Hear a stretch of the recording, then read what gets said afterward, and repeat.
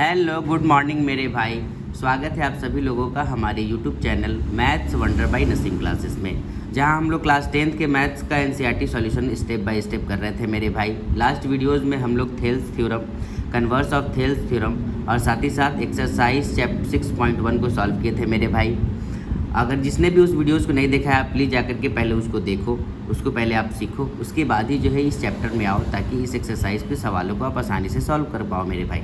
बिना देखे बिना थ्योरम को समझे जो है आप ऐसे सवालों को नहीं बना सकते जब तक आप जो है थ्योरम को अच्छे तरीके से नहीं समझ जाते। आज हम लोग एक्सरसाइज 6.2 के सारे सवालों को सॉल्व करेंगे मेरे भाई। बारी बारी से सवाल आपको देखने को मिल रहा है और ये सब सवाल एग्ज़ाम में 3-3 नंबर कैरी करता है, जो कि एग्ज़ाम में पूछा ही जाता है मेरे भाई। सारे के सारे सवाल जो है थेल्स थ्योरम यानी बेसिक प्रोपोर्शनैलिटी थ्योरम के नाम से जिसको हम जानते हैं, उसी पर बेस सारा सवाल है। और ये सब सवाल जो कि हर एग्ज़ाम में आपको हर साल के एग्ज़ाम में देखने को मिलेगा मेरे भाई। चलिए बारी बारी से सारे सवालों को सॉल्व करते हैं और देखते हैं कि ये सारे सवालों का सॉल्यूशन क्या है। जैसा कि सवाल नंबर पहला आपको देखने को मिल रहा है, इसमें कहा गया कि ये दो फिगर दिए गए हैं और जो DE है वो BC के पैरेलल है, ये लाइन इसके पैरेलल है, यानी ये लाइन इसके पैरेलल है। तो आपको साइड्स का वैल्यू बताना है, दोनों में AD का वैल्यू बताना है। एक में बताना है EC का है वैल्यू फर्स्ट वाले में, और सेकंड वाले में आपको AD का वैल्यू बताना है कि क्या होगा। थेल्स थ्योरम का इस्तेमाल करके हम जो है साइड्स के वैल्यू को फाइंड करेंगे मेरे भाई।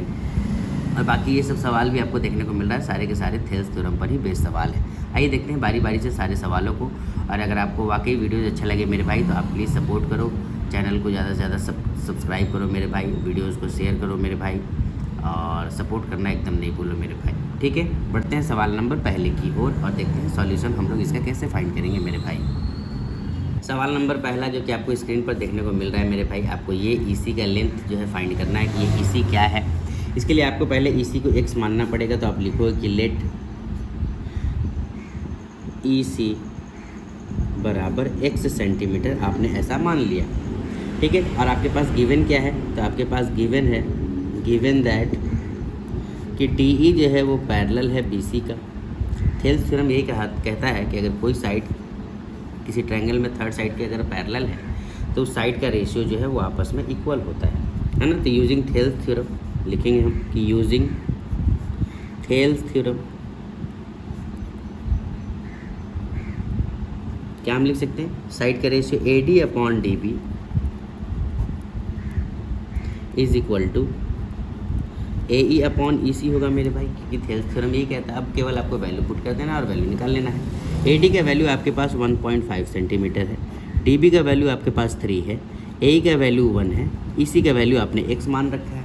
इसको सॉल्व करना है, तो इससे अगर आप इसको कैंसिल आउट करोगे तो ये 1 टाइम्स में जाएगा और ये 2 टाइम्स में। फ्रैक्शन में क्या होता है, वो क्रॉस मल्टीप्लाई होता है। x से 1 को गुना करेंगे तो x ही आएगा मेरे भाई, और 2 को 1 से गुना करेंगे तो 2 आएगा, यानी x का जो वैल्यू होगा वो 2 सेंटीमीटर होगा और यही सवाल का आंसर होगा मेरे भाई। सेम ऐसा ही सेकंड फिगर भी है।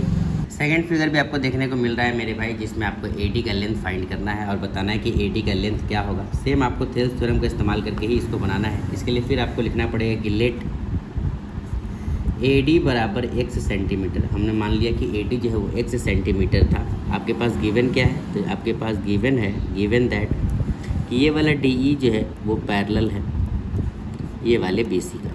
अगर कभी भी ये साइड इसके पैरेलल है तो साइड का जो रेशियो होता है वो बराबर होता है, यही थेल्स थ्योरम कहता है।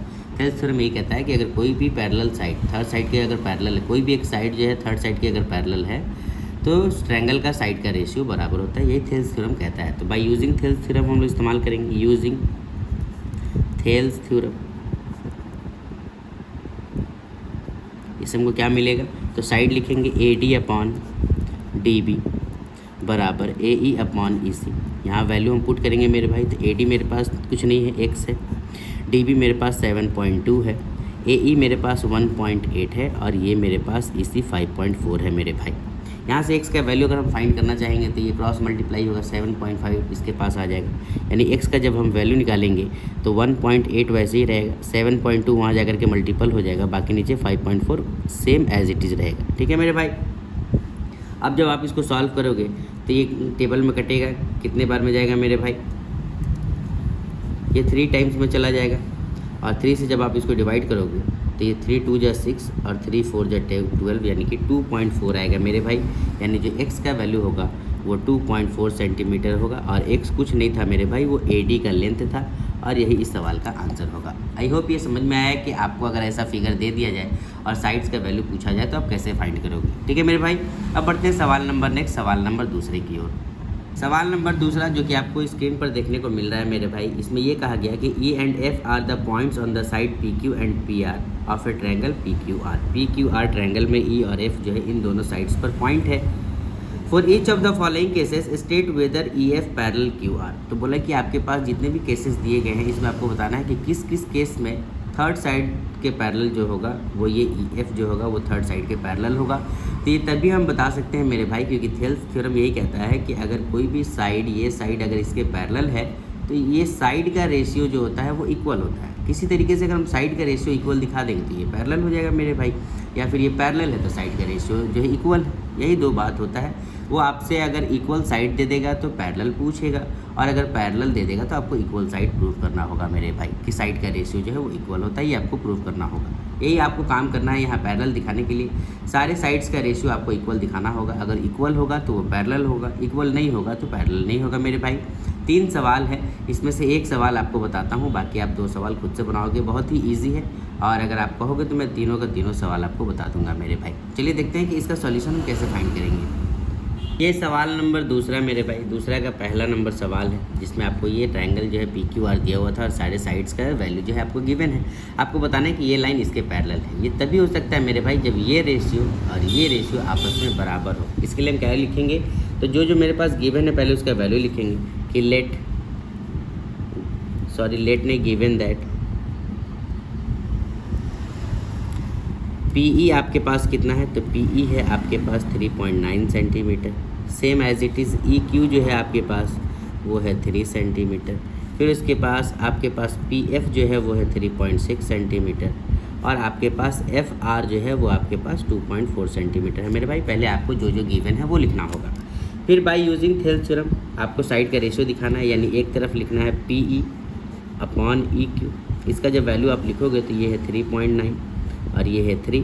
जब आप इससे कैंसिल आउट करोगे, इसको ये कैंसिल आउट होगा तो ये कितना आएगा मेरे भाई 1.3 होगा। सेम एज इट इज़ आपको एंड PF अपॉन FR भी आपको निकालना है। PF आपके पास है 3.6 और FR है आपके पास 2.4। जब आप इसे कैंसिल आउट करोगे मेरे भाई तो ये 1.5 आएगा। ये दोनों एक जैसा तो नहीं हुआ। अगर ये दोनों एक जैसा नहीं हुआ तो इसीलिए ये पैरेलल नहीं होगा। तो आपको लिखना पड़ेगा since EF is not parallel to QR। और अगर ये दोनों इक्वल हो जाता है मेरे भाई, ये और ये एक जैसा हो जाता तो लिख देते कि EF is parallel to QR। ठीक है मेरे भाई, बाकी इसमें जो 2 सवाल है आपको ऐसे ही बनाना है। आई होप ये समझ में आ गया। बहुत ही इजी है, आप आसानी से कर लोगे और आपको ऐसे ही एग्ज़ाम में लिख करके बनाना है मेरे भाई। सारे के सारे जो गिवन वैल्यू है पहले आपको उसको लिखना है, उसके बाद फिर आपको ऐसे सॉल्व करना है। ठीक है मेरे भाई, अब बढ़ते हैं सवाल नंबर तीसरा और देखते हैं कि तीसरा नंबर सवाल क्या है। इसमें जो 2 सवाल बच गया मेरे भाई वो आपको खुद से करना है। बहुत ही इजी है, केवल ऐसे ही आपको रेशियो निकाल करके दिखा देना है। अगर इक्वल होगा तो पैरेलल हो जाएगा, इक्वल नहीं होगा तो पैरेलल नहीं होगा मेरे भाई। ठीक है, सवाल नंबर तीसरे की ओर बढ़ते हैं और देखते हैं क्या है मेरे भाई। ये सवाल नंबर तीसरा मेरे भाई जो कि स्क्रीन पर आपको देखने को मिल रहा है। कहा कि आप फिगर 6.18 को देखो, ये वाला फिगर, और इस फिगर को देखते हुए आपको प्रूफ करना है साइड्स जो है वो पैरेलल दिए गए हैं। तो आपको बताना है कि साइड का रेशियो जो है वो इक्वल है। AM अपॉन AB जो है वो AN अपॉन AD के बराबर है। ये दिखाना है थेल्स थ्योरम के इस्तेमाल करके। हम जानते हैं कि थेल्स थ्योरम में कोई भी साइड अगर तीसरे साइड के पैरेलल होता है मेरे भाई तो वो साइड का रेशियो इक्वल होता है। बस केवल इसी चीज़ को आपको लिखना है। इसके लिए आपको 2 ट्रायंगल को लेना पड़ेगा मेरे भाई। इसमें 2 ट्रायंगल अगर आप देख पाओ, एक है AC और B, जिसमें देखो ये वाला LM जो है अगर इसके पैरेलल है तो जो AM अपॉन MB होगा वही AL अपॉन LC होगा। फिर उसके बाद अगर एक ट्रायंगल आप और देखो AD और C, इसमें भी आपने क्या देखा कि LN जो ये साइड है ये तीसरे के पैरेलल है, यानी इसमें भी आप साइड का रेशियो लिख सकते हो AN upon ND AL upon LC। इससे फर्स्ट और सेकेंड इक्वेशन से आप ये साइड को आसानी से ला सकते हो। सेम क्वेश्चन नंबर 4 में भी आपको वही काम करना है। चलिए बारी बारी से सॉल्व करते हैं और देखते हैं कि कैसे सॉल्व करेंगे। ठीक है, सवाल नंबर तीसरा मेरे भाई, ये है सवाल नंबर तीसरा मेरे भाई, और देखते हैं इसका सॉल्यूशन हम कैसे फाइंड करेंगे मेरे भाई। क्या क्या लिखना होगा इसके लिए आपको, सबसे पहले आप लिखोगे कि जो जो गिवन है आपके पास, तो आपके पास गिवन क्या है मेरे भाई, तो आपके पास गिवन है, गिवन दैट, क्या गिवन है कि ट्रायंगल ए बी सी में एल एम जो है, एल एम वो पैरेलल है सी बी का। ए किस में, तो ए बी सी ट्रायंगल में, ए बी सी में अगर आप देखो तो एल एम जो है वो पैरेलल है अगर बी सी का, तो आप बाय यूजिंग थेल्स थ्योरम लिख सकते हो, अकॉर्डिंग टू थेल्स थ्योरम,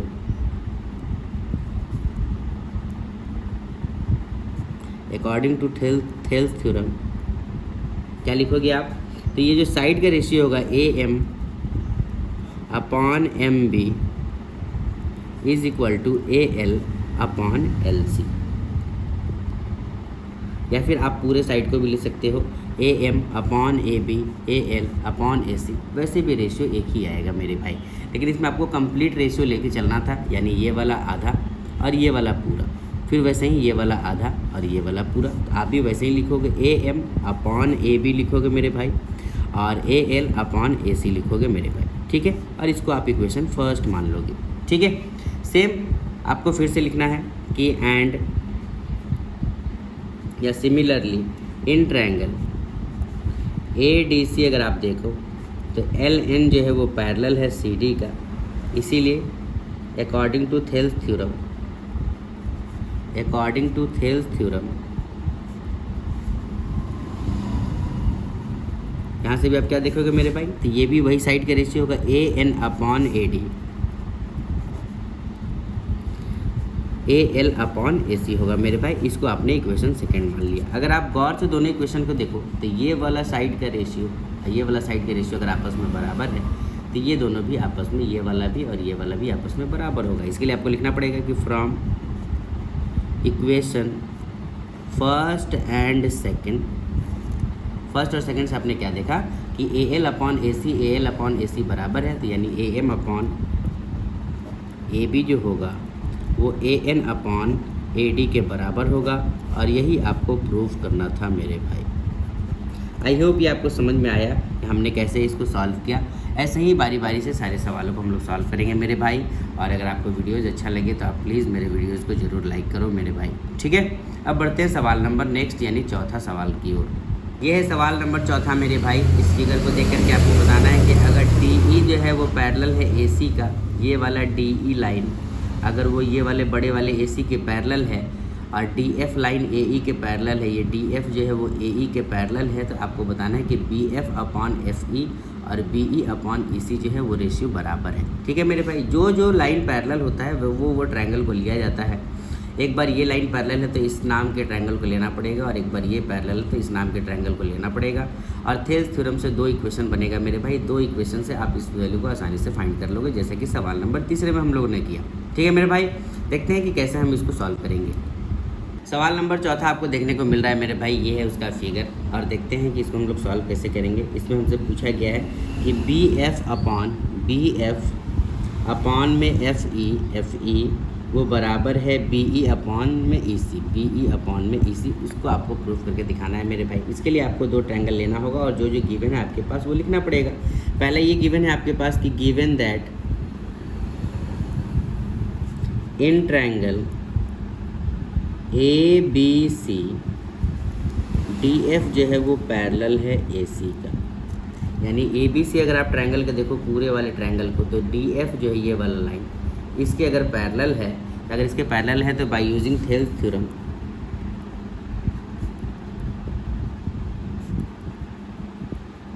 क्या यहाँ से हमको मिलेगा मेरे भाई, तो हम देखेंगे कि जो मेरा B D upon D A है, B D upon D A यानी इस साइड का, वो बराबर होगा किसके, बी ई अपॉन ई सी का मेरे भाई। किसका, बी ई अपॉन ई सी का। क्यों होगा, क्योंकि हमने बड़ा वाला ट्रायंगल लिया है, और बड़े वाले ट्रायंगल में हमको दो जगह बिंदु दिखा, एक ये और एक ये बिंदु, इसलिए ये वाला साइड और ये वाला साइड का रेशियो, ये वाला साइड और ये वाला साइड के रेशियो के बराबर होगा, ठीक है मेरे भाई। अब हम दूसरे ट्रायंगल को अगर लेके चले सिमिलरली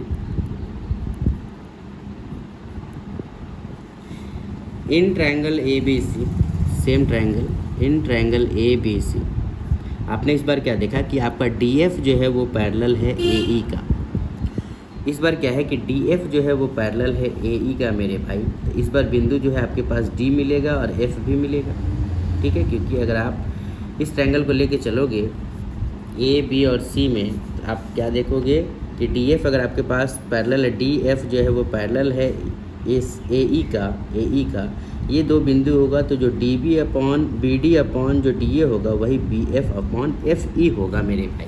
और इसी चीज़ को आपको लिखना पड़ेगा यहाँ कि according to Thales theorem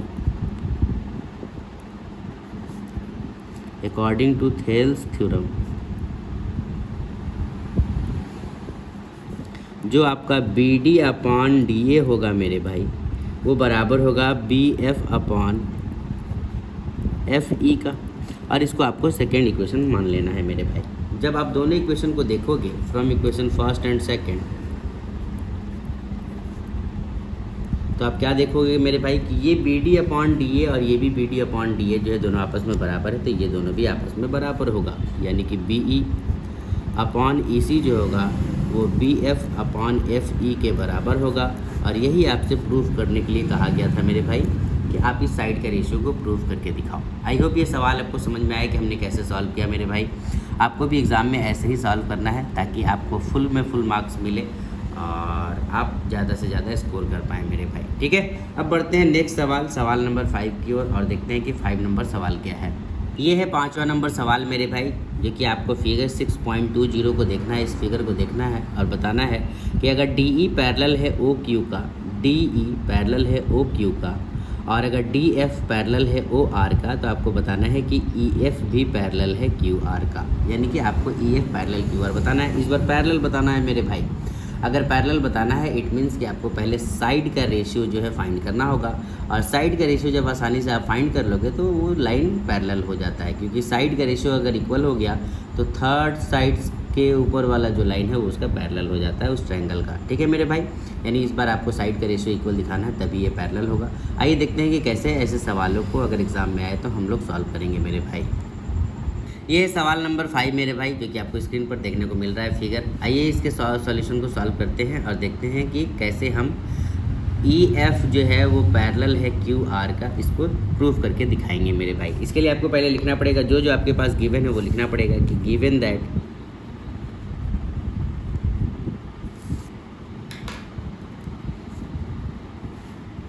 in triangle P O Q, अगर आप पी ओ और क्यू ट्रायंगल को ले लो, पी ओ क्यू को, तो आप इसमें क्या देखोगे कि इसमें जो है डी ई जो है वो पैरेलल है मेरे भाई, डी ई जो है वो ओ क्यू के पैरेलल है मेरे भाई। अगर ये पैरेलल है तो अकॉर्डिंग टू थेल्स थ्योरम क्या होगा,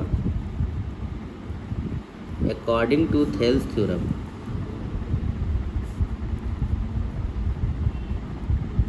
साइड का जो रेशियो है वो इक्वल होगा मेरे भाई। यानी जो मेरा P E upon E Q होगा वही मेरा P D upon D O होगा मेरे भाई। और इसको इक्वेशन हम फर्स्ट मानेंगे, यानी P E upon E Q वही मेरा P D upon D O होगा मेरे भाई। सेम अगर आप फिर से इसी ट्रायंगल में देखो, सिमिलरली फिर आप पी क्यू आर ट्रायंगल में पूरे चलो, इन ट्रायंगल पी क्यू और आर, जिसमें आपके पास क्या गिवन है कि डी एफ जो है वो पैरेलल है ओ आर का, डी एफ पैरेलल है अगर ओ आर का मेरे भाई, तो अकॉर्डिंग टू थेल्स थ्योरम ये पी ओ आर है मेरे थेल्स थ्योरम। यहाँ से आप क्या देखोगे मेरे भाई, तो यहाँ से देखोगे कि जब ये पैरेलल है तो ये वाला साइड अगर इसके पैरेलल है तो जो आपका P D upon D O होगा, P D upon D O वो बराबर होगा P F upon F R का मेरे भाई। और इसको आप इक्वेशन सेकंड मान लोगे। पहला और दूसरा इक्वेशन से आपने क्या देखा कि इधर का P D upon D O, इधर का P D upon D O आपस में बराबर है, तो ये वाला साइड का रेशियो भी आपस में बराबर होगा। इसके लिए आप लिखोगे कि from equation first and second आपने क्या देखा कि P E upon E Q जो है वो बराबर आया P F upon F R का, ठीक है मेरे भाई। जैसे ही ये आया तो आप लिख सकते हो कि therefore according to the converse of Thales theorem, according to converse of Thales theorem, converse of Thales theorem क्या कहता है कि किसी भी ट्रायंगल का अगर साइड का रेशियो आपस में बराबर है तो उसका तीसरा साइड के सामने वाला जो लाइन है वो पैरेलल होता है मेरे भाई। यानी इससे आपने क्या बता दिया कि इसीलिए जो आपका EF जो होगा वो पैरेलल होगा, EF पैरेलल होगा वो QR के पैरेलल होगा मेरे भाई। और यही आपको प्रूव करना था और ये आपका प्रूव हो गया मेरे भाई। आई होप ये सवाल आपको समझ में आया कि हमने कैसे सॉल्व किया। आप बारी बारी से वीडियो को रिपीट करके देखो, आपको आसानी से समझ में आएगा मेरे भाई कि हमने कितना ईजिली जो है ऐसे ऐसे सवालों का सॉल्यूशन फाइंड किया है। ठीक है मेरे भाई, अब बढ़ते हैं सवाल नंबर नेक्स्ट। और अगर आपको अच्छा लग रहा है मेरे भाई तो प्लीज़ हमारे वीडियोज़ को लाइक करो, प्लीज़ हमें सब्सक्राइब करो, हमारे चैनल को आगे बढ़ाओ मेरे भाई। और मैं आपके लिए हमेशा मेहनत करते रहूँगा मेरे भाई, प्लीज़ आप मुझे सपोर्ट करो। ठीक है, अब बढ़ते हैं सवाल नंबर नेक्स्ट, सवाल नंबर 6 की ओर और देखते हैं 6 नंबर सवाल क्या है मेरे भाई। सवाल नंबर 6 जो कि आपको फिगर 6.21 को देखना है, इस फिगर को देखना है और उसके बाद बताना है कि ABC are the points on OP, OQ and OR respectively. ABC जो है इन तीनों साइड्स पर पॉइंट है, जिसमें AB पैरेलल है PQ का, AC पैरेलल है PR का, तो आपको BC पैरेलल दिखाना है QR का। Same as it is question number 5 की तरह है मेरे भाई। आपको ऐसे दो ट्रायंगल लेने हैं और उसका साइड का रेशियो आपको बराबर दिखाना है और इक्वेशन 1 और 2 मान करके उससे जो है तीसरा साइड आएगा जो कि इक्वल होगा। और अगर तीसरा साइड आपने बराबर दिखा दिया उसका रेशियो, तो वो आसानी से ये जो है लाइन ये इसके पैरेलल हो जाएगा, यानी BC जो है वो पैरेलल हो जाएगा QR का। आइए मेरे भाई देखते हैं कि कैसे हम ऐसे सवालों को सॉल्व करेंगे, लिखेंगे, ताकि आपको भी वैसे ही एग्ज़ाम में लिखना है, ताकि आपको फुल में फुल मार्क्स मिल सके और प्रॉपर स्टेप जो है आप फॉलो कर सके मेरे भाई। ये है सवाल नंबर 6 मेरे भाई, जो कि आपको स्क्रीन पर देखने को मिल रहा है फिगर। और इसमें आपसे ये पूछा गया है कि आपको बताना है कि BC जो है वो पैरेलल है QR का, यानी ये वाला लाइन BC, ये वाला BC ये पैरेलल है QR का। ये आपको प्रूफ करना है मेरे भाई। कैसे प्रूफ करेंगे, तो इसके लिए हम लोग थेल्स थ्योरम का इस्तेमाल करेंगे। जो जो हमारे पास गिवन है मेरे भाई, पहले हम उस चीज़ को लिखेंगे। क्या लिखेंगे, तो पहले लिखेंगे गिवन दैट, क्या क्या गिवन है। तो अगर हम ट्रायंगल को लेके चले, इन ट्रायंगल POQ, किस ट्रायंगल को, POQ को अगर ट्रायंगल को लेकर के चले, इन ट्रायंगल POQ में आपने क्या देखा कि AB जो है वो AB पैरेलल है PQ का। क्या देखा आपने कि AB जो है वो पैरेलल है अगर PQ का, तो इसलिए अकॉर्डिंग टू थेल्स थ्योरम जो होगा, अकॉर्डिंग टू थेल्स थ्योरम से आप क्या निकालोगे कि जो आपका OA अपॉन AP होगा वही OB अपॉन BQ होगा मेरे भाई, जिसको आप इक्वेशन फर्स्ट मानोगे। OA अपॉन AP होगा वही OB अपॉन BQ होगा मेरे भाई, क्योंकि ये दो पॉइंट्स हैं इस ट्रायंगल के POQ। अगर आप इस ट्रायंगल को ढंग से देखो, इसमें ये दो पॉइंट दिख रहे हैं आपको और ये साइड इसके पैरेलल है, तो यानी OA अपॉन AP और OB अपॉन BQ का साइड का रेशियो जो है वो बराबर होगा थेल्स थ्योरम के अकॉर्डिंग, जिसको हमने इक्वेशन फर्स्ट मान लिया। सेम ऐसे ही अगर आप AC को पैरेलल दिखाओगे मेरे भाई PR का, AC को PR के पैरेलल दिखाओगे, तो सेम इसमें भी वही लिखोगे आप कि OA अपॉन AP और OC अपॉन CR हो जाएगा मेरे भाई। इसके लिए आपको लिखना पड़ेगा कि इन ट्रायंगल POR आपने क्या देखा कि AC जो है आपका पैरेलल है PR का, तो अकॉर्डिंग टू थेल्स थ्योरम क्या लिखोगे मेरे भाई, वही कि OA अपॉन जो आपका AP होगा वो बराबर होगा OC अपॉन CR का, जिसको आपने इक्वेशन सेकंड मान लिया मेरे भाई। अब पहला और दूसरा इक्वेशन से आपने क्या देखा कि इधर भी OA अपॉन AP है, इधर भी OA अपॉन AP है, ये दोनों आपस में बराबर है, तो ये दोनों भी आपस में बराबर होगा। इसके लिए आपको लिखना पड़ेगा मेरे भाई कि from equation first and second आपने क्या देखा कि जो आपका OB अपॉन BQ था वो बराबर हो गया OC अपॉन CR का।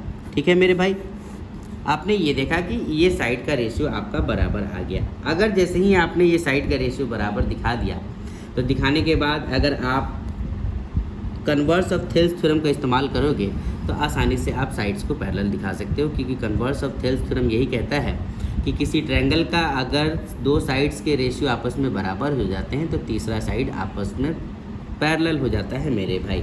तो यहाँ आप लिख सकते हो कि according to converse of Thales theorem,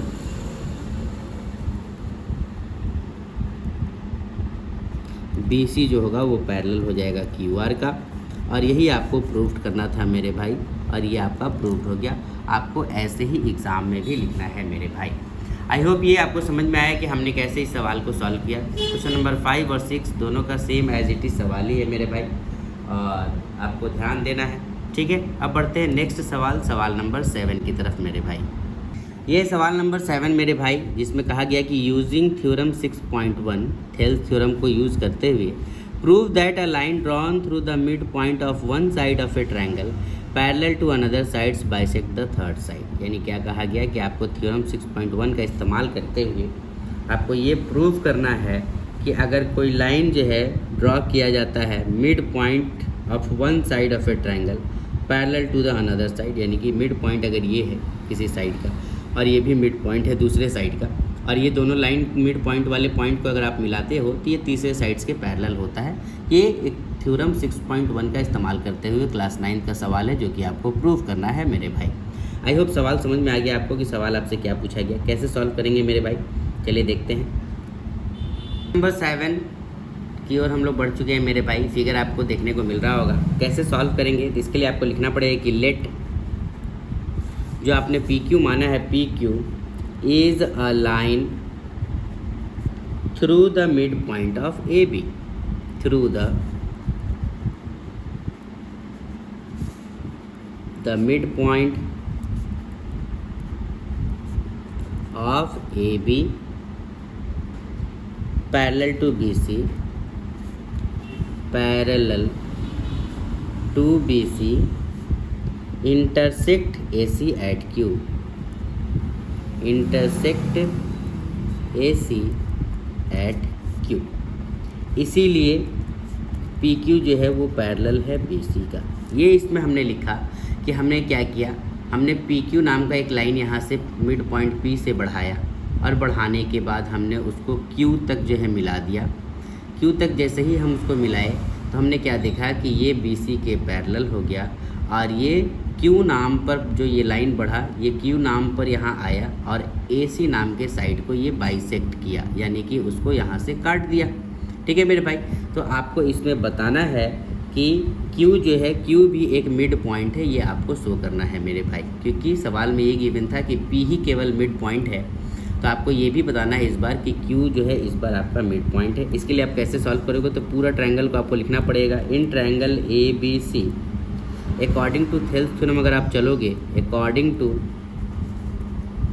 Thales theorem, तो आप क्या देखोगे कि ये अगर इसके पैरेलल है तो जो आपका ये साइड का रेशियो होगा वो आपस में बराबर होगा, यानी जो आपका AP अपॉन PB होगा वही आपका AQ अपॉन QC होगा मेरे भाई। ठीक है, लेकिन अगर ये मिड पॉइंट है, P मिड पॉइंट है, तो ये दोनों साइड तो आपस में बराबर हो जाएगा, क्योंकि ये दोनों आपस में बराबर है। अगर ये दोनों आपस में बराबर है तो ये कैंसिल आउट हो जाएगा मेरे भाई। अगर आप इसको कैंसिल आउट करोगे तो इसकी जगह आपको 1 लिख सकते हो, क्योंकि डिवाइड होगा तो ये 1 आएगा। अपॉन में ये AQ अपॉन QC ही रहेगा मेरे भाई। अगर आप इस क्रॉस मल्टीप्लाई करोगे तो QC 1 से अगर मल्टीप्लाई होगा मेरे भाई तो वो क्या आएगा, वो QC जो है वो बराबर हो जाएगा AQ का। और अगर QC जो है QC CQ और QA जो है अगर आपस में बराबर हो गया, इसका मतलब कि Q भी क्या था, मिड पॉइंट था। तो आपको लिखना पड़ेगा कि hence Q is the mid point of AC, Q is the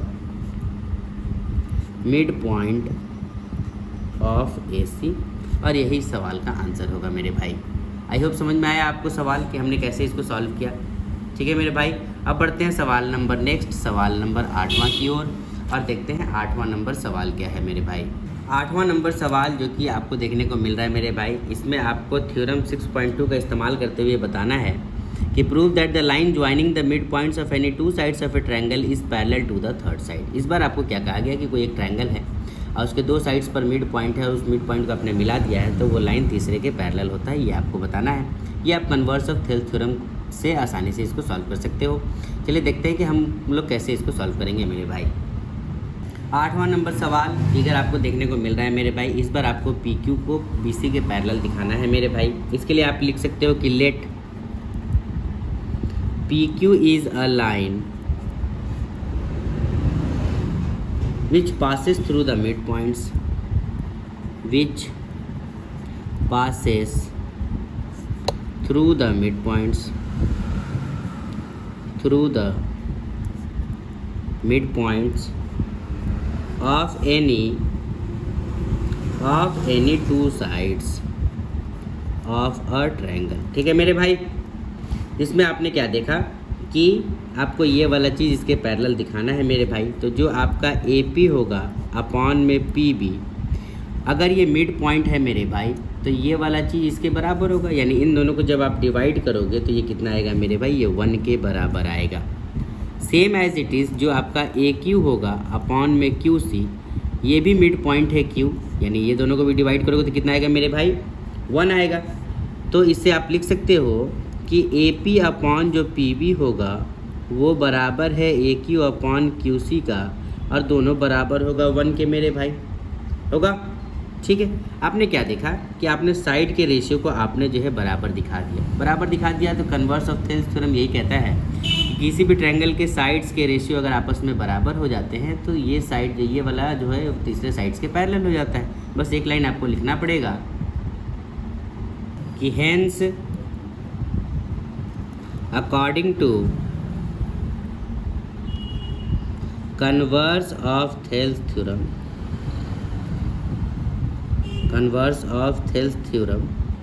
क्या होगा आपका, ये पी क्यू जो है मेरे भाई वो पैरेलल हो जाएगा पी सी का, और यही प्रूव्ड हो जाएगा मेरे भाई। ठीक है, आई होप ये सवाल आपको समझ में आया कि 8वां नंबर सवाल हमने कैसे बनाया मेरे भाई, और आप इसको बार बार रिपीट करके भी देख सकते हो ताकि आपको कॉन्सेप्ट आसानी से क्लियर हो जाए मेरे भाई। जितने भी सवाल बनाए जा रहे हैं सारे के सारे कन्वर्स ऑफ थेल्स थ्योरम और थेल्स थ्योरम पर बेस्ड है मेरे भाई। अगर आपने उस वीडियोस को नहीं देखा है तो आप प्लीज़ जाकर के मेरे चैनल पर उस वीडियोस को देखो। मैंने आपको थेल्स थ्योरम और कन्वर्स ऑफ थेल्स थ्योरम अच्छे से बता रखा है। अगर आप उसको बार बार देखोगे तो आप अच्छे तरीके से जो है मेरे भाई आपका कॉन्सेप्ट क्लियर हो जाएगा और आप आसानी से सीख भी जाओगे। और ये सवाल एग्ज़ाम में तो आना तय है, क्योंकि बीपीटी थ्योरम और कन्वर्स ऑफ बीपीटी ये सवाल एग्ज़ाम में पूछा ही जाता है, हर साल पूछा जाता है मेरे भाई। ठीक है, अब बढ़ते हैं सवाल नंबर 9 और देखते हैं कि सवाल नंबर 9 क्या है मेरे भाई, और आपको भी सीखना चाहिए सवाल नंबर 9 जो कि बहुत ही इम्पॉर्टेंट है एग्जामिनेशन पॉइंट ऑफ व्यू से। सवाल नंबर 9 जो कि आपको देखने को मिल रहा है मेरे भाई, इसमें कहा गया कि ए बी सी डी एक ट्रेपीजियम है जिसमें ए बी पैरेलल है डी सी का और डायगोनल इंटरसेक्ट करता है ओ पॉइंट पर। तो आपको बताना है कि ए ओ अपॉन बी ओ जो है वो सी ओ अपॉन डी ओ के बराबर है। ठीक है मेरे भाई, सवाल आपको समझ में आ गया। अब इसका सॉल्यूशन देखते हैं। आपको भी सीखना चाहिए कि इसका सॉल्यूशन हम लोग कैसे फाइंड करेंगे। सवाल नंबर 9 जिसका फिगर ट्रेपीजियम जो कि आपको जो है स्क्रीन पर देखने को मिल रहा है मेरे भाई, इसमें आपसे ये पूछा गया है कि ए ओ अपॉन ओ सी, उसी तरीके से B O upon O D का रेशियो जो है आपस में बराबर है। ये आपको बताना है मेरे भाई। जो आपके पास गिवन है पहले आपको उसको लिखना पड़ेगा, लेकिन आपने ये डॉटेड लाइन जो है ये कंस्ट्रक्शन को दिखाता है किसी भी फिगर में, और इसको हमने कंस्ट्रक्शन किया है तो पहले हमें इसके बारे में भी लिखना होगा मेरे भाई। पहले क्या लिखेंगे कि a line is drawn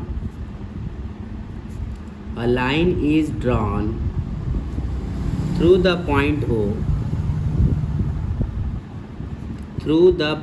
O parallel to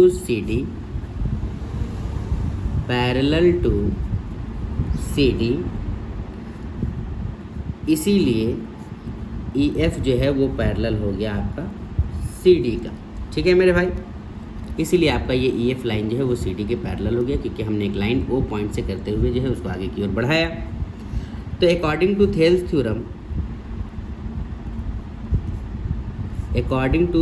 theorem क्या देखोगे मेरे भाई कि जो आपका A E upon according to Thales theorem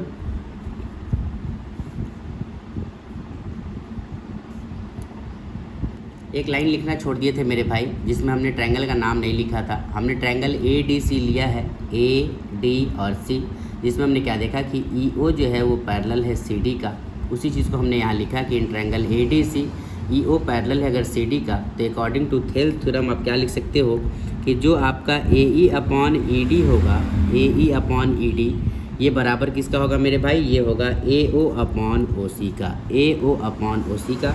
और इसको आपने इक्वेशन फर्स्ट मान लिया मेरे भाई, ठीक। सिमिलरली आप क्या देखें, इन ट्रायंगल ए बी और डी को आप देखो, ओ ई जो है वो पैरेलल है ए बी का, ए बी और डी को देखेंगे तो ये ओ ई जो है वो पैरेलल है ए बी का मेरे भाई। तो आप अकॉर्डिंग टू थेल्स थ्योरम क्या लिख सकते हो, तो लिखोगे आप कि ए ई अपॉन जो आपका ई डी है वो बराबर होगा मेरे भाई ओ बी अब B O upon O D का, जिसको आपने इक्वेशन सेकंड मान लिया। पहला और दूसरा इक्वेशन से आपने क्या देखा, ये ए ई अपॉन ई डी, ये ए ई अपॉन ई डी आपस में बराबर, तो ये भी आपस में बराबर होगा। तो इसके लिए आपको लिखना पड़ेगा कि from equation first and second, पहले और इक्वेशन दूसरे से आपने क्या देखा कि जो आपका ए ओ अपॉन ओ सी था वो बराबर हो गया B O upon O D का, ठीक है मेरे भाई। इसी को आप अरेंज करके भी लिख सकते हो क्योंकि सारे के सारे साइड आपस में बराबर है। इस चीज़ को आप ऐसे भी लिख सकते हो कि ए ओ अपॉन बी ओ बराबर सी ओ अपॉन डी ओ, यानी ये वाला साइड इसके रेशियो के बराबर, ये वाला साइड इसके रेशियो के बराबर आप दिखा सकते हो। और यही आपको प्रूफ करना था मेरे भाई। आई होप ये सवाल नंबर 9 आपको समझ में आया, जो कि एग्ज़ाम में बारी बारी से पूछा जाता है मेरे भाई, और आपको बार बार ऐसे सवालों को देख के जाना ही चाहिए। अगर वीडियोज़ आपको अच्छा लग रहा है मेरे भाई तो प्लीज़ आप सपोर्ट करो, ज़्यादा से ज़्यादा सपोर्ट करो, ताकि हमारा चैनल भी ग्रो हो सके और हम आपके लिए मेहनत कर सके और हमारे अंदर कॉन्फिडेंस आ सके मेरे भाई, ठीक है। अब बढ़ते हैं नेक्स्ट सवाल, जो कि आखिरी सवाल है मेरे भाई इस एक्सरसाइज का, वो है सवाल नंबर 10वां। सवाल नंबर 10 जो कि आपको स्क्रीन पर देखने को मिल रहा है, the diagonals of a quadrilateral A B C D intersect each other at point O such that, तो आपको ये वाला चीज़ दिया हुआ है कि ए ओ अपॉन बी ओ जो है अगर सी ओ अपॉन डी ओ के बराबर है, सवाल नंबर 9 की तरह, तो आपको बताना है कि ए बी सी डी एक ट्रेपीजियम है, ठीक है मेरे भाई। सवाल आपको समझ में आ गया, और ये सवाल बहुत ही इंपॉर्टेंट है मेरे भाई, इस एक्सरसाइज का आखिरी सवाल है, लेकिन ये एग्ज़ाम में बारी बारी से ये सवाल दोनों पूछा जाता है मेरे भाई। आप पिछले 10 साल के क्वेश्चन पेपर उठा के देखो, उसमें आपको हर साल ये दोनों का दोनों सवाल में से कोई एक सवाल तो देखने को मिलेगा ही मिलेगा मेरे भाई, ठीक है। आखिरी सवाल 10वां नंबर सवाल, जो कि सबसे इम्पॉर्टेंट है। चलिए इसका सॉल्यूशन फाइंड करते हैं मेरे भाई, और आपको भी सीखना चाहिए। ये है 10वां नंबर सवाल मेरे भाई, जो कि आपने देखा। इस बार आपसे ये पूछा गया है कि आपके पास गिवन है कि आपके पास ए ओ अपॉन जो ओ सी है और ओ बी अपॉन जो ओ डी है वो आपके पास गिवन है कि साइड का रेशियो इक्वल है। तो आपको बताना है कि ए बी सी डी एक ट्रेपीजियम है मेरे भाई, ठीक है। जो आपके पास गिवन है वो आपको लिखना है, और आपने ये जो कंस्ट्रक्शन किया है ये भी आपको लिखना पड़ेगा। इस पॉइंट को आपको नाम दे देना होगा ई, और ये कंस्ट्रक्शन किया है क्योंकि किसी भी फिगर में डॉटेड लाइन जो होता है वो कंस्ट्रक्शन होता है मेरे भाई, जो कि वो बाहर से कोई लाइन ड्रॉ किया गया है, और आपको उसके लिए लिखना भी होगा मेरे भाई। कैसे लिखेंगे, जो गिवन है पहले आपको उसके लिए लिखना पड़ेगा कि a line is drawn through the point O, through the point O parallel to A B, parallel to AB such that EO parallel हो गया AB का। हमने लाइन ऐसा ड्रॉ किया कि वो AB के पैरेलल हो गया मेरे भाई। अगर वो पैरेलल हो गया तो according to Thales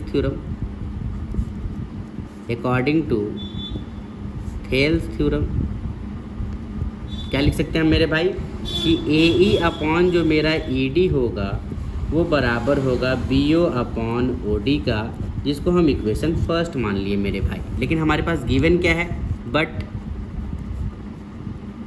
given that हमारे पास गिवन क्या है कि AO जो है अपॉन CO वो बराबर है BO अपॉन DO का, जिसको हमने इक्वेशन सेकंड माना। अगर ये वाला चीज़ इसके बराबर है मेरे भाई तो ये वाला चीज़ भी इसके बराबर होगा, ठीक है मेरे भाई। यानी from equation first and second आपने क्या देखा कि AE अपॉन जो ED है वो बराबर हो गया किसके, AO अपॉन CO का मेरे भाई, ठीक है। अब अगर AE अपॉन ED जो है वो AO अपॉन EC का जो है बराबर हो गया मेरे भाई, तो कन्वर्स ऑफ थेल्स थ्योरम क्या कहता है? According to converse of Thales theorem, according to converse of Thales theorem, क्या यहाँ से निकालोगे मेरे भाई? साइड आपके पास गिवन है, यानी कि ये वाला लाइन EO जो है वो पैरेलल हो जाएगा CD का, यानी आप लिख सकते हो कि EO जो है वो पैरेलल हो जाएगा CD का। और अगर EO पैरेलल हो गया CD का तो EO जो है वो AB के भी पैरेलल है मेरे भाई।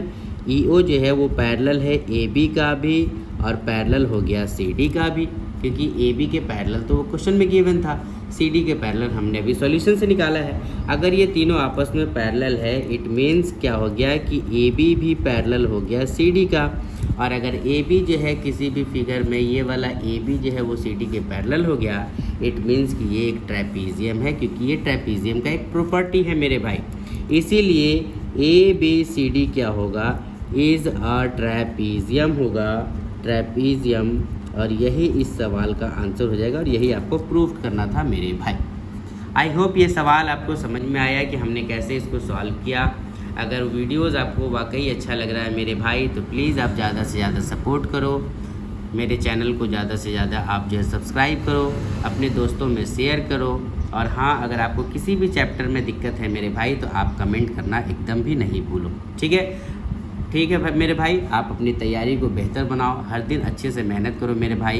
क्लास 10th में आप अच्छे से अच्छे स्कोर करो, 10 CGPA आप अपने एग्ज़ाम में स्कोर करके ले आओ। आप अपने माँ बाप का नाम रोशन करो मेरे भाई, आप अपने करियर को भी ब्राइट करो और ईमानदारी से मेहनत करो मेरे भाई, ठीक है। मिलते हैं नेक्स्ट वीडियोज़ में जिसमें हम एक्सरसाइज 6.3 को सॉल्व करेंगे मेरे भाई। तब तक के लिए आप अपना ख्याल रखो, आप लगन से मेहनत से आप पढ़ाई करो मेरे भाई, और आप जो भी पाना चाहते हो अपने लाइफ में उसके लिए खूब मेहनत करो मेरे भाई, ठीक है। मिलते हैं नेक्स्ट वीडियोज़ में, तब तक के लिए गुड बाय।